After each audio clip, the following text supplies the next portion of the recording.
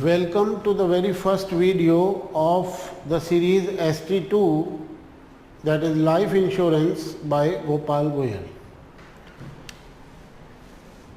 In this very first video, the intention is not to cover any chapter but to give an introduction and an overview of the life insurance domain.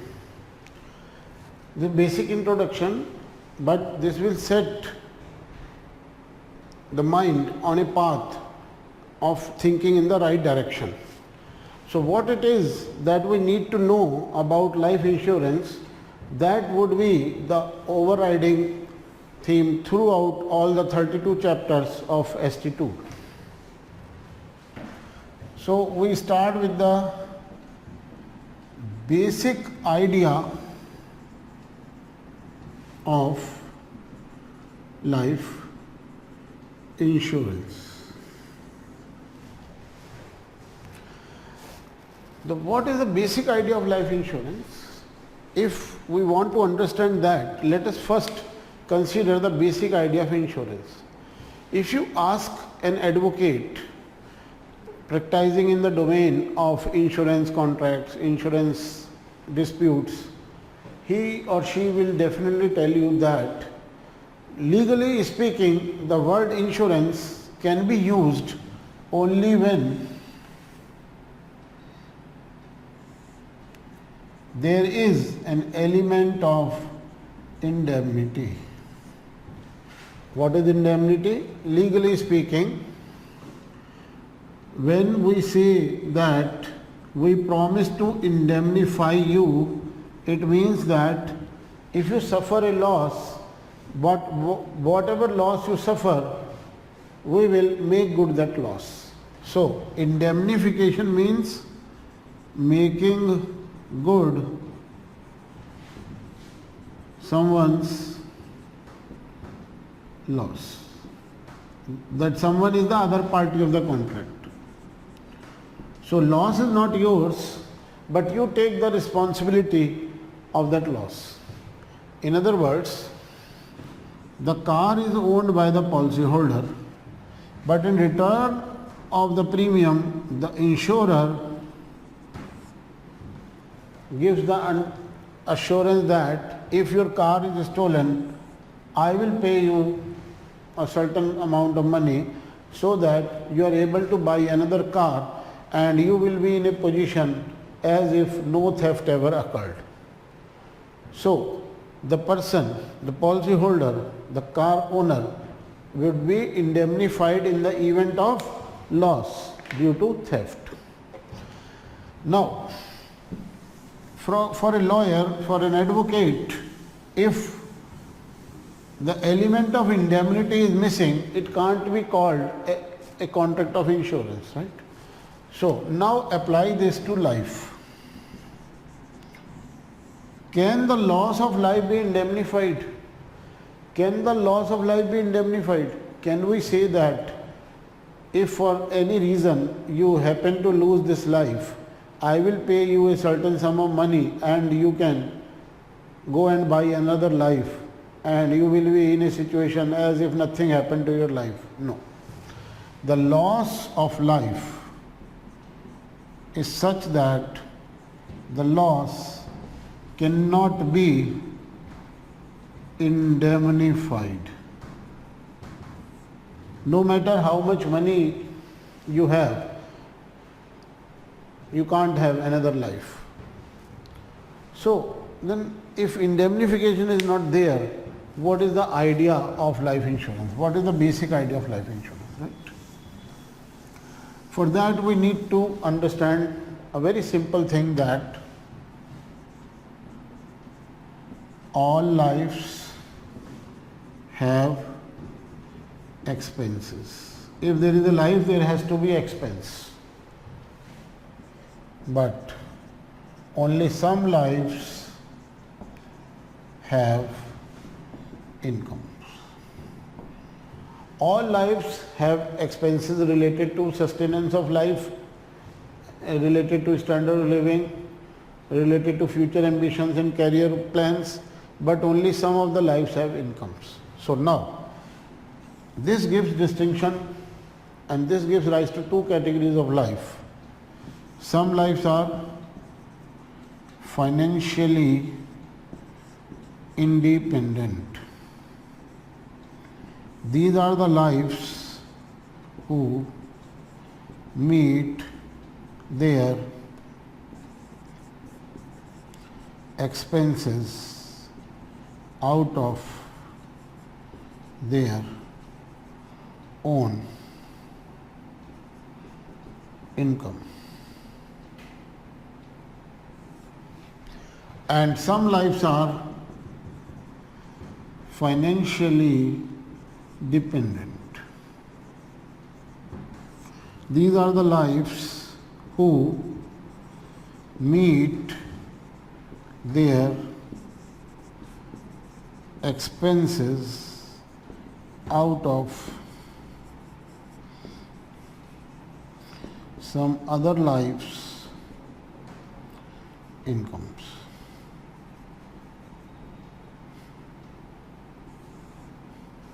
Now, in a family setting, it is usually the parents or the father who is financially independent and the children are financially dependent. Now, as long as father is there in this world and earning money, the expenses of these financially dependent lives would be well taken care of. They can have a career goal, they can have their ambitions, they can have a certain standard of living. But if something happens to the life of the father, there will be no source of income to meet the expenses of the children. Then how would the children survive in this world? How would they continue pursuing their career? How would they go ahead with their career goals and plans? Right? So that means these financially dependent lives are financially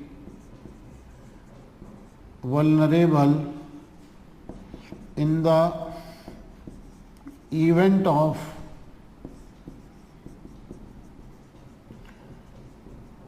untimely death of the earning life. So, can we reduce their insecurity? Can we reduce their vulnerability? Can we provide some form of financial protection to these financially dependent life? The answer is yes, and that is the basic idea of life insurance. Providing financial protection or financial security to financially dependent lives. Please note that the most important word is untimely death. Death is the biggest certainty of life and no one can insure against a certain event. The moment we are born, it is certain that we will die sooner or later. So death is the biggest certainty of life, always and will always remain the biggest certainty of life.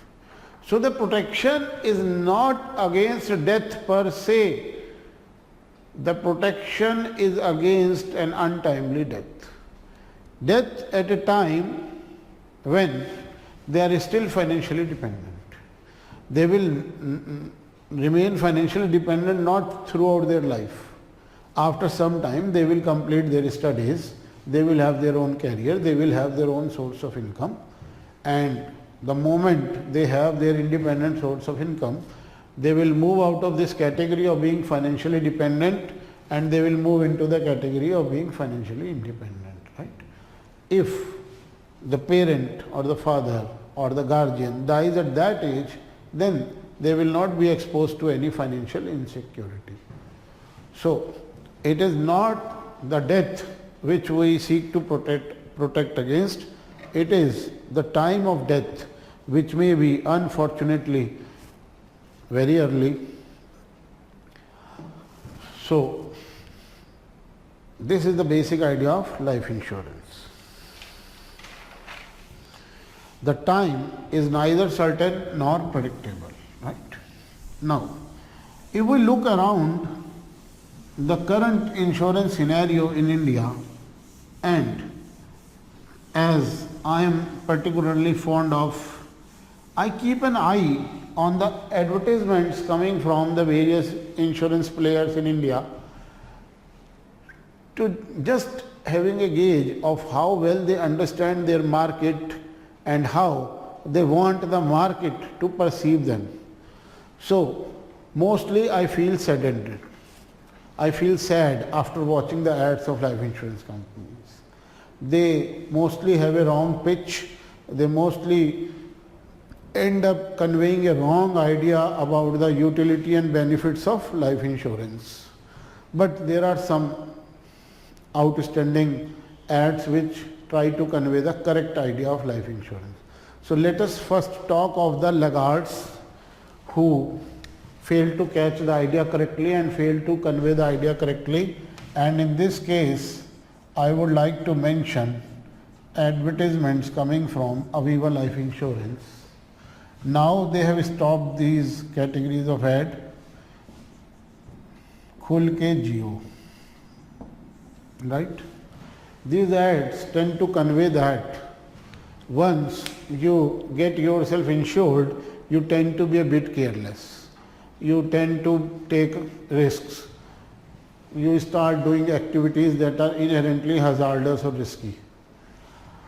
God forbid, people take this seriously and start indulging in hazardous activities after getting their life insured. That is not the right idea. Now, I contrast them with the brilliant ads put up by HDFC Life. One of their ads is that a child is playing with a remote controlled car and somehow the car got stuck below furniture or somewhere. The child is unable to trace the car. And some relatives are visiting that family at that moment, and the visiting relatives, as out of courtesy, they say, "Oh, don't bother about this car, we will buy you another car." The child shoots back. Why would you buy me another car? Why would you buy me a car? My papa will buy me another car. So the child has this confidence that as long as my father is there, he will be looking after all my needs. But then there is a voiceover in that ad which asks a question: what if the father is lost? Right now, at this moment, it is the remote controlled car that is lost, and you have the confidence that your father will buy another car. But what if for some reason your father is lost? The child is too young to understand the gravity of this question, and in all his innocence he replies back, "Even then my father will buy me another car," right? So can a father who is no more in this world look after the needs of its children? The answer is yes, provided while he is still alive, he buys a life insurance contract. So if something happens to his life, then after he is no more in this world, the insurance money will be there to take care of the various financial needs of the child. Of course, there will be an emotional loss also. That loss cannot be compensated by any means. So here we are only focusing on the financial aspect of the untimely death, financial burden put on financially dependent lives by the death of a financially independent life whose income was supporting these financially dependent lives. Now, let us go into a little bit of history. When we look at LIC, who had the monopoly over life insurance policy till the year 2000. Insurance in India was nationalized way back in 1956, and for close to next 50 years, LIC had a complete monopoly over the life insurance business, and during that period, LIC sold too much of endowment assurance business, endowment assurance or whole life business, rather than trying to promote or popularize term assurance. There are various reasons behind that. I am not going into those reasons. My focus is to look into the effects so that you have a better appreciation of the things that we study in ST2. So what consequences followed by too much emphasis on selling endowment assurance? You will realize, or you may have some idea already from your CT5, that endowment assurance is one of the costliest insurance. Everything else remaining same, the sum assured remaining the same, age at entry remaining the same, term remaining the same, all other things remaining the same. The premium of an endowment assurance would be the highest, because there is almost little or no pooling effect, because almost everyone who buys the policy would also have to be paid a claim. Either the person dies during the term of the policy, or the person will survive to the end of the policy. So either the claim would be paid at the end of the term, or it would be paid a little earlier.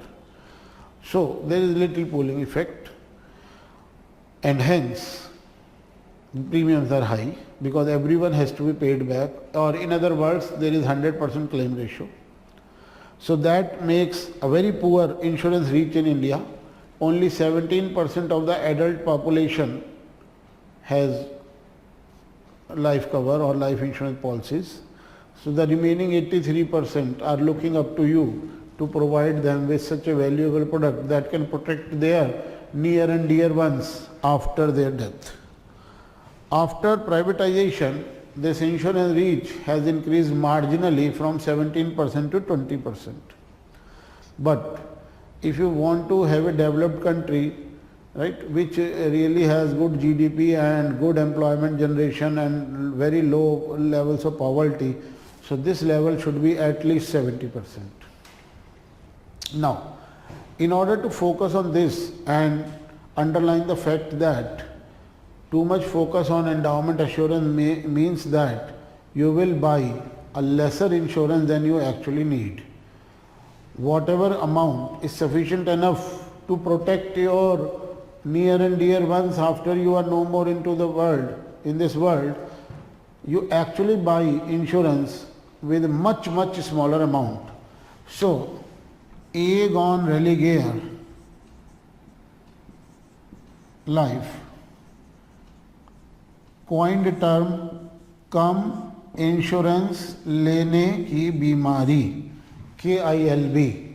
So they coined this phrase KILB and made a string of ads focusing on KILB. The idea was to tell the people that though you have bought insurance, but you have defeated the basic idea of insurance. Though you feel that you are insured, but the money that your family will receive after you die would be very insufficient to meet their needs, and they would be as financially vulnerable, insecure as they would have been without this insurance. So either you buy a decent amount of insurance, a sufficient level of insurance, or you don't buy insurance at all. So through this string of ads, they tried to popularize the idea of term assurance in India. More about this later. Now, but if life insurance is sold only and only for the basic idea of protecting the financially dependents, then the life insurance domain would be very small and there will be too little business here. So, what are the extensions of this basic idea? So the first extension of this basic idea is that from life to dignity of life.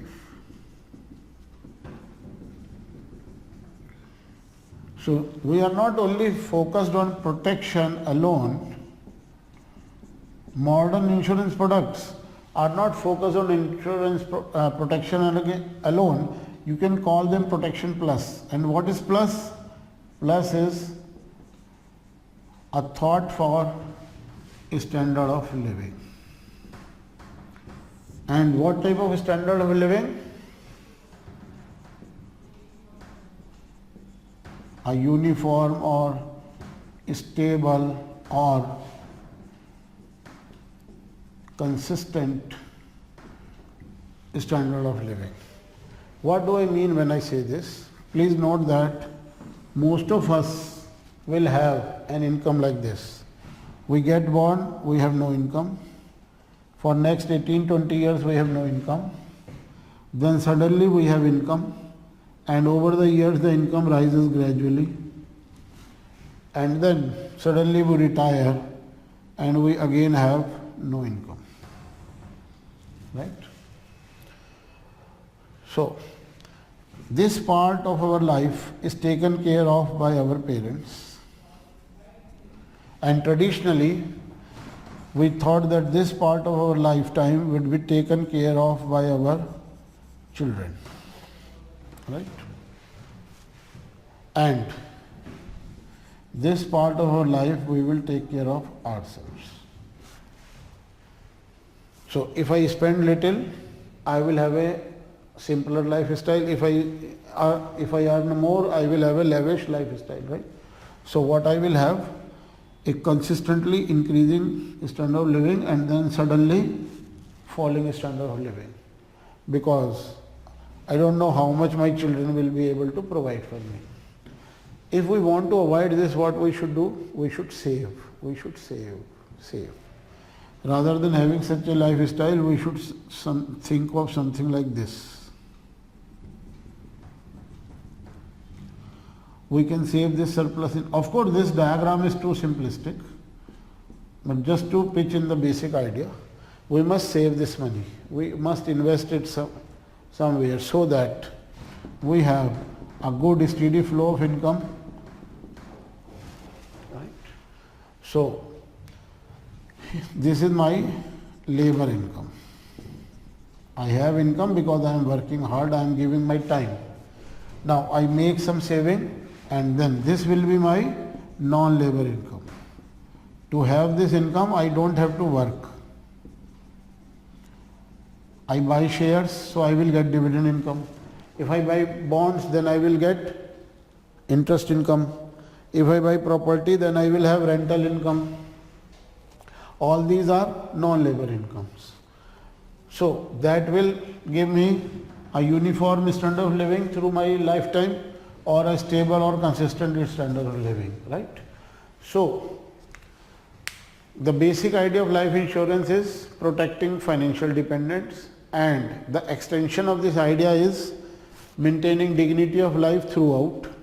And how to maintain dignity of life throughout? By judicious saving and investment.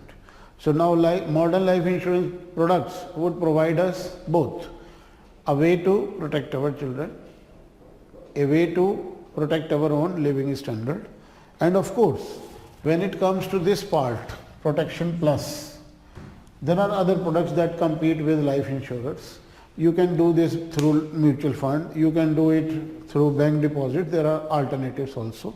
So we will see later in this course that what direct and indirect competition we might face. So,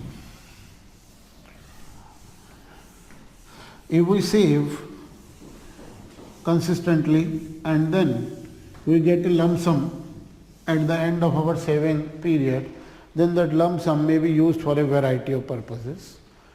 The first is we may buy some capital asset with that lump sum, or another is we buy that capital asset right now, right away by taking an interest only loan.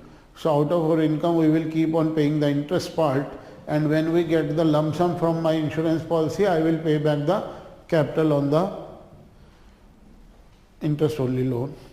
Another is I can use that money to finance my retirement. So I can buy an immediate annuity. I can use that lump sum to buy an immediate annuity.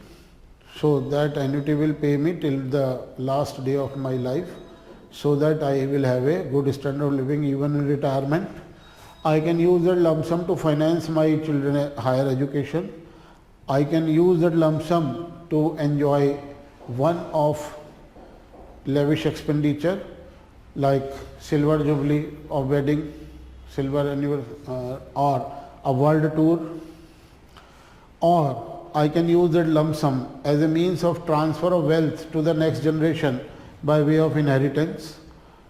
And God forbid, if some of the dependents are impaired, not normal lives, impaired lives, suffering from some irrecoverable, irreparable ailments, then a lump sum may be used to ensure an extended protection for those.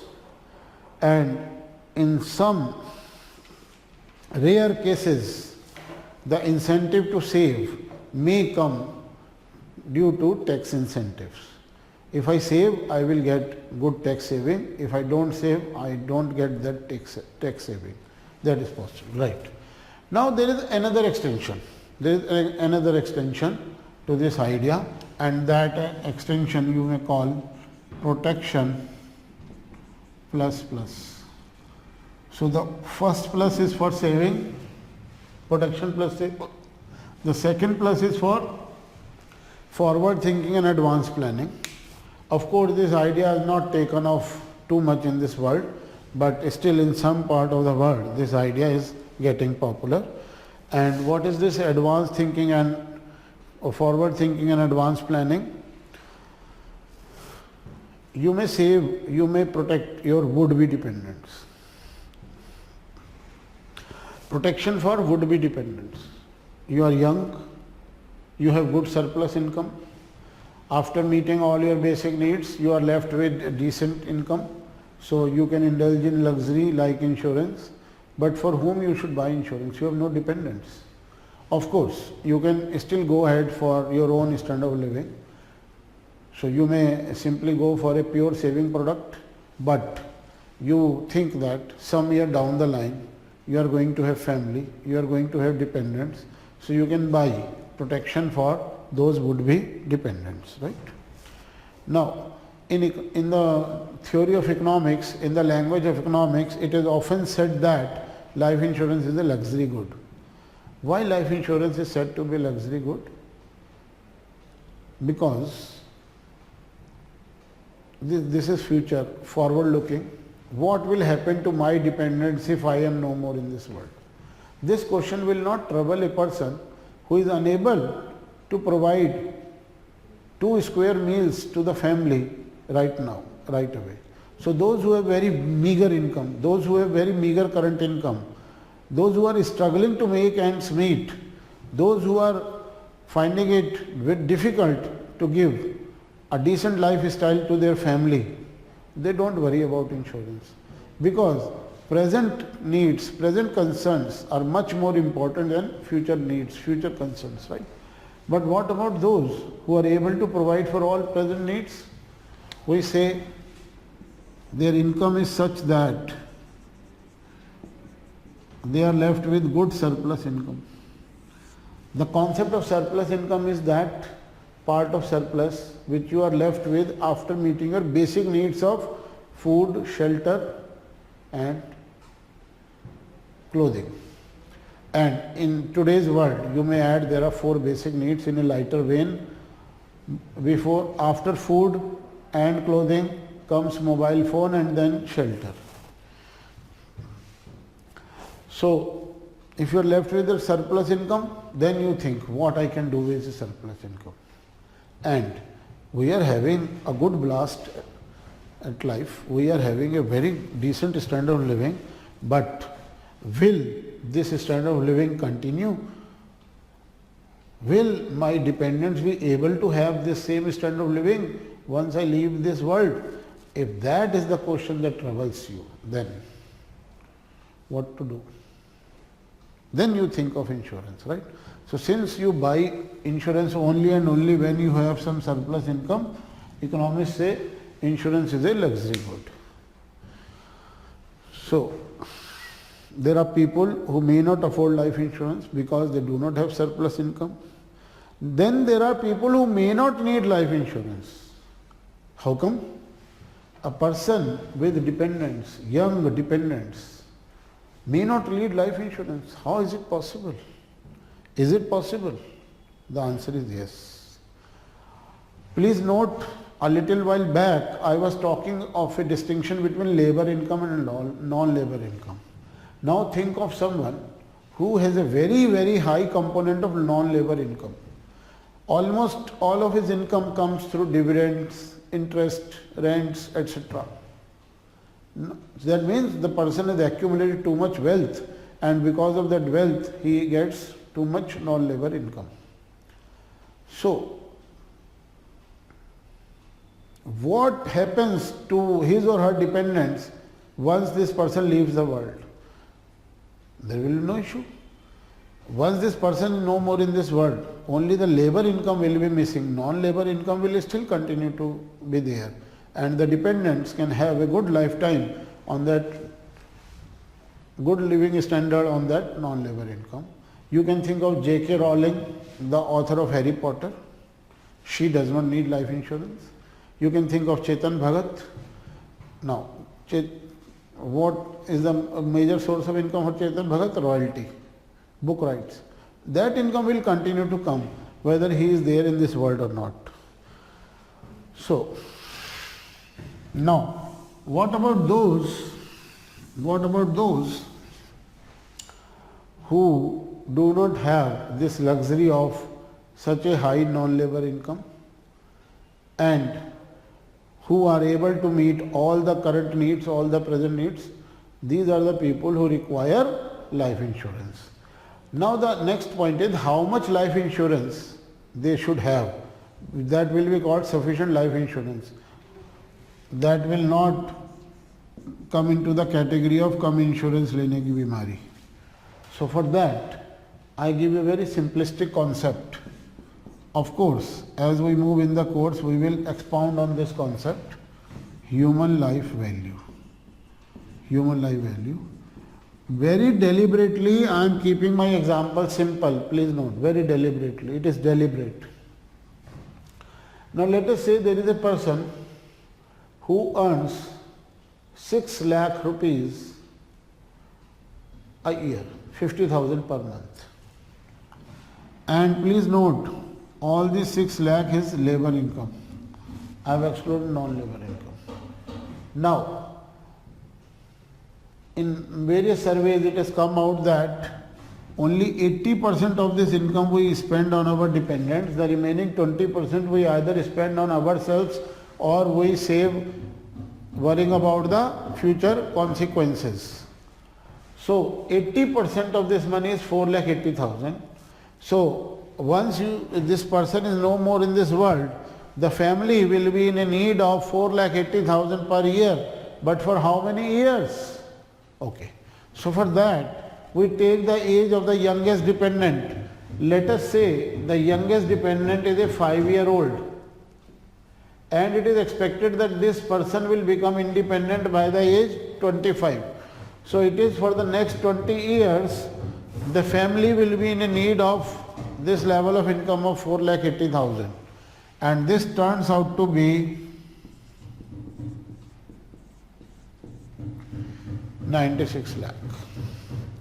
So if this person buys an insurance with a sum assured of 96 lakh, this person is said to be adequately insured. Otherwise this person will be called inadequately insured or suffering from this disease called kam insurance lene ki bimari. So now let us consider a situation where this person whose human life value is 96 lakh rupees just is able to get a insurance worth say 50 crore rupees. 50 crore rupees. He is more than adequately insured. Is it a good thing or a bad thing? Our first instinct may be that it is a very good thing, his family will be very in too much comfort, but practically it turns out that it is a very bad thing, and insurers work hard to avoid such a situation. There are dangers of over-insurance. If you get yourself over-insured too much, there are too many dangers. Either this person would be killed in some plot, and many movies have focused on this aspect, because as long as he is alive, he can't give a very lavish lifestyle, he can only give a very modest lifestyle. Once he is no more, he can give a very lavish lifestyle to dependents. So either some wicked mind will conspire with the dependents to have this person eliminated, or, which is more likely, is there will be some fraud, insurance fraud, just to claim this money. And many such frauds have occurred in the past, and even in today's world, such frauds are reported from time to time. There is a very recent case in Delhi, in Mayur Vihar. One person befriended a beggar on the street. The beggar was surprised. Why this person, very well off person, is so kind on me? Why he treats me like a friend? The beggar never realized why he treated him like a friend. One day what that person did is put that beggar in the driving seat of his car and tied him with a seat belt, and then locked the doors of the cars. The beggar did not know how to unlock the seat belt or how to open the doors of the car, and then this man put the car on fire. Of course, all these facts became known to the police later on. The car was put on fire.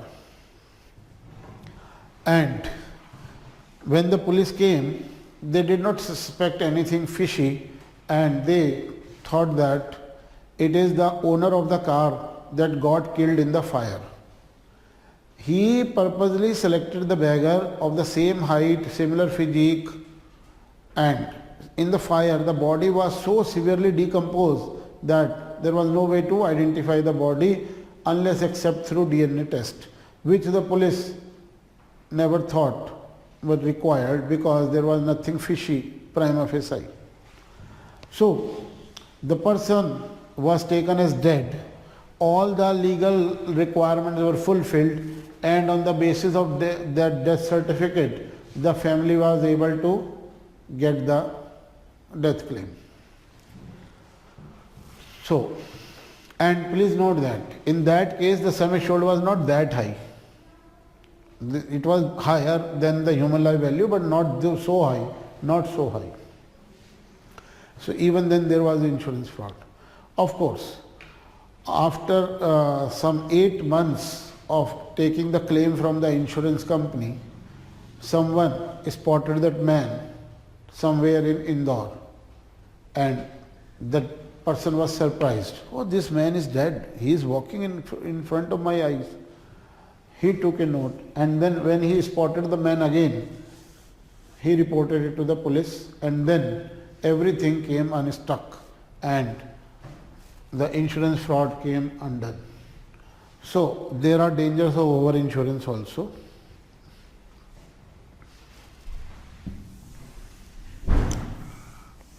And insurer work hard. They try their best not to over-insure any life, because then there will be crime and there will be financial consequences for the insurer. Now, please note that there is a typical financial life cycle which I tried to explain you using a graph that you can use through words also. There are various stages. Between 16 to 25 we have different levels of income and different expenditures, different needs. between 25 to 35 that changes, between 35 to 45 that changes again. So we will come to that life cycle in our next video, and there are very few exceptions. One notable exception is Justin Bieber, but very few exceptions are there. Most of us will go through that typical life cycle, and that typical life cycle would mean that saving is very wise. We must save for tomorrow. Otherwise, we are going to have a very bleak tomorrow. Now, I would like to emphasize one fact, that what a typical financial life cycle we are going to discuss in our next video, that does not remain constant over time. It is not the same thing that the what financial life cycle we observe today was also same 50 years back or would remain same 50 years from now. No. With calendar time, with the passage of calendar time, these typical financial life cycle changes, right? I tell you a few reasons why. Just 50 years back, not too many females worked. Most females were consigned to being housewives, homemakers. Now more and more females are working. They have their career. So what happens? We see a very big rise in double income families. And with that double income families, standard of livings have dramatically gone up. And what has its biggest consequences is that more and more youngsters are buying home with loan. Earlier it was thought that you bought a home with your lifetime savings, right? And you bought a home just once in your lifetime. But now what happens is that before you save, you buy a home, and then from your surplus income you start paying back the installments of that home. And the moment you get promotion, your partner gets a promotion, your income increases, so you find this home too small. What to do? You sell this home. You move to a bigger home. And when you move to a bigger home, you start paying bigger installments. And so neither you are buying home with your lifetime savings, and nor you are buying homes just once in a lifetime, right? You may be buying 3 or 4 homes in your lifetime. So that has massive implications for insurance, that has massive implications for other financial services providers. And there are other reasons also for these financial life cycles to change over time. So this was half of the introduction I meant to give about life insurance and your ST2 exam. The next half of this insurance or this introduction will continue in video number 2, and please note that the third video will be about chapter 5, asset share, not about chapter 1. It is the fourth video that will be about chapter 1, the fifth video would be about chapter 2, and so on.